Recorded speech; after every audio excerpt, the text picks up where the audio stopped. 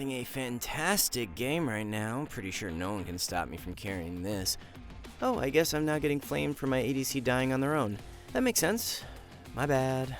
Jungle is without a doubt the most frustrating role in the game. If you're not everywhere on the map helping every single teammate 24/7, then you're definitely getting flamed. On the flip side though, if you ever ask for any help with an invade or securing an objective, you get laughed at directly in your face. How dare you ask for your teammate to use their priority to help you in return? This is one of the most annoying issues that junglers face when getting better and better. As you get better and better, you want to begin abusing timings for when to invade, take objectives, etc. You really want to dominate the map, but it sucks not knowing whether you'll receive proper help or not. So should you even go for those plays? Don't worry, that's exactly what this guide will teach you. How to play around teammates that refuse to help you. And by the way, that's actually what we specialize in at skillcapped.com. We teach you strategies that work regardless of what your teammates are doing. With premium courses for every role and skill taught by the best players, Skillcapped is the perfect platform to help take your game to the next level. Our service is completely risk-free to try as you're kept safe with RankUp Insurance. If you don't significantly improve while actively using Skillcapped, then you get your money back, no questions asked. So what are you waiting for? Get the rank you've always wanted by clicking the link in the description below. Alright, now the first step to start climbing ranks starts with you having to accept that no matter how good or obvious a play is,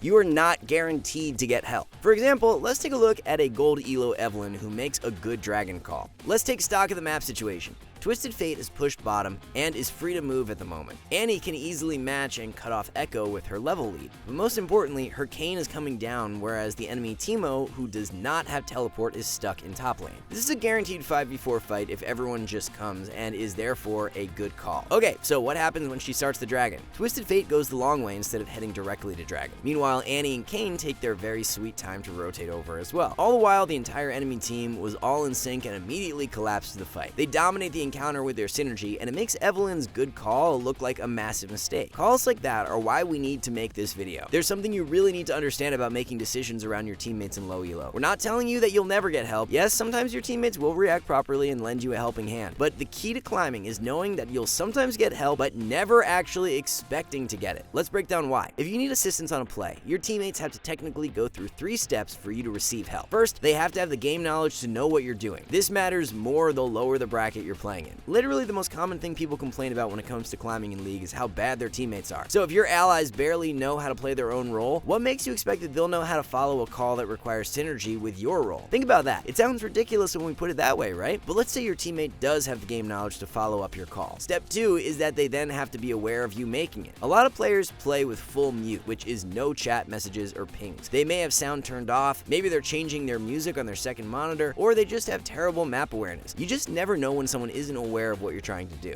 So you have to account for that. Sometimes it may take 5 or 10 seconds for someone to see what's going on. And finally, step 3 is your teammate wanting to follow your call. Everyone has different ideas for how to play the game, their specific play style, what's right or wrong, etc. So when you make a call, it doesn't immediately mean that your teammates will want to follow up on it. For example, let's say you notice your top laner has the push and a crash during Scuttle Crab spawning, but that kind of lines up with a cheater recall timing. Yes, they could help you secure Scuttle, but maybe they just really want to base and come back to play for their own matchup. Laners do not value Scuttle Crab like junglers do. So you have to accept that your teammates won't always value the things that you do or play at your pace. Before moving on to how you should be looking to play more often, we'll just address something important. We're not telling you that you'll never receive help from your team and that you should never rely on them. That just isn't true. For example, after this fight, Shin's team sadly lost to the Jinx, who stayed alive with barely any help. When they respawn, Jinx still hasn't recalled. This means that they technically have the tempo advantage and can easily secure Dragon while Jinx is in base. Even though it'd be a good call, Shin doesn't even bother pinging because there's no way his whole team will get on board with this idea, but his gold elo teammates randomly do. Aphelios notices Jinx has no HP and everyone jumps on board to secure this dragon. We just wanted to highlight this example because you definitely will get teammates who notice objectives and play off stuff like tempo advantages. The problem is that it isn't always the case, as we saw in the previous Evelynn example. So here's the mindset you need to adapt. Teamwork can happen, but do not expect it. Always look for plays and opportunities that don't rely on your teammates cooperating for it to work out. Let's look at some examples of what we mean. Jarvan ganks mid lane and and helps his Akali kill the enemy Varus. During that 2v2 fight, Jarvan is made aware that Amumu never took his red buff. After a bit of consideration, Jarvan decides to invade. Since Varus is still dead, he can just chunk Amumu out of the jungle on his own. Now keep in mind, this is technically a perfect time for Akali to help Jarvan secure the rest of the jungle camps. She's crashed a big wave at Varus' tower, and she's still full HP. She can just move in and help Jarvan secure red and potentially Krugs too for very little downside. But she doesn't care to at all, as we discussed. She just wants to play to recall and win lane with an item advantage, which by the way is not wrong of her to do. It just doesn't align with what a jungler may want, which sucks for Jarvan, because now Varus can just pressure and stall out the red capture. This is the point of our mindset. You always want to be ready for the fact that help isn't coming and have an option to make the play by yourself. In this case, Jarvan just backs off for a moment and lets Varus realize he's missing a ton of farm at his tower. Eventually he leaves and Jarvan can secure the red on his own. He also does not greed and take Krugs. He's been stalled out enough to where overstaying here could be too dangerous, and that's it. So that didn't seem like a big deal, right? Jarvan barely adapted. It's not like he made some super crazy different decision because Akali didn't help. You're exactly right. When you do it correctly, adapting to your teammates not helping you isn't super fancy or exciting, but when you do it poorly, it's very noticeable. Let's look at an extremely similar situation in the exact same game to show you what not adapting looks like. Just like before, Jarvan ganks Varus for his Akali. Now Amumu has to defend mid, so while Akali pushes, Jarvan can freely invade. As he clears, notice what Akali does. She could stay and keep pressuring to keep Amumu pinned down. Instead, she just bases and leaves Jarvan alone. Likewise, Olaf doesn't care that Jarvan is invading and just continues to slow push. This is what we talked about. Both his teammates should be enabling Jarvan to take Amumu's entire jungle, but they're not. So Jarvan ends up being collapsed on by both Vladimir and Amumu, and he's forced to flash out. That sucked, and you might think you know what we're about to say. Clearly, Jarvan shouldn't have invaded, right? Wrong.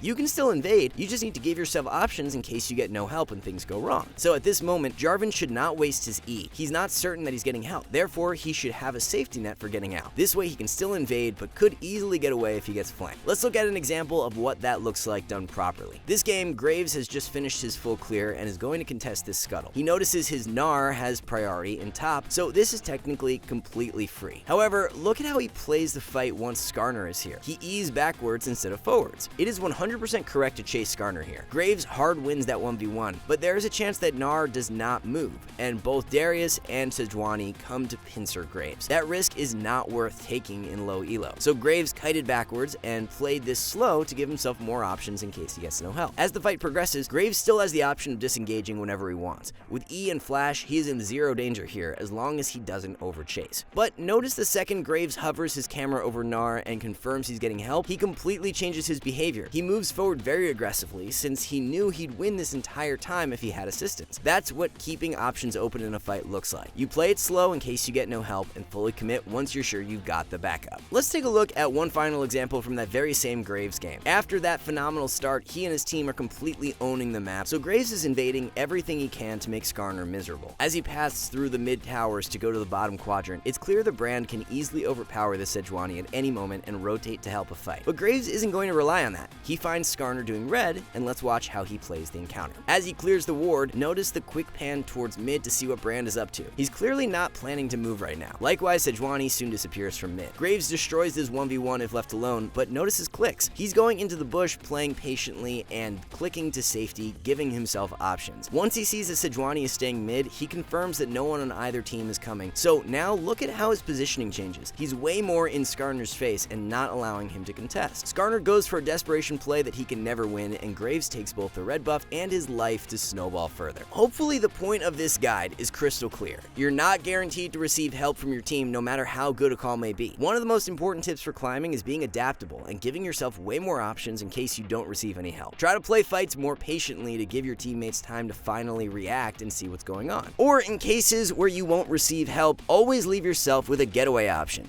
Don't fully commit to plays you think are good unless you're certain you have backup.